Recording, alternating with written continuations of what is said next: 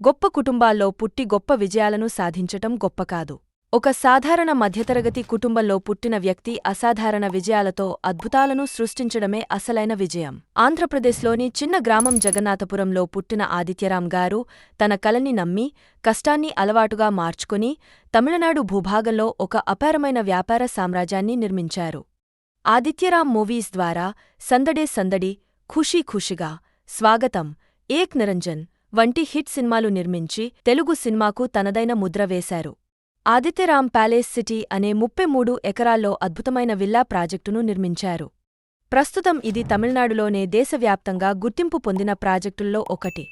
ఆయన వ్యాపార పరిశ్రమలోకి అడుగుపెట్టి సినిమాలు, real estate, stock market, private equity వంటి రంగాల్లో 500 నుంచి 700 కోట్ల నికర విలువ కలిగిన వ్యాపార సామ్రాజ్యాన్ని నిర్మించారు.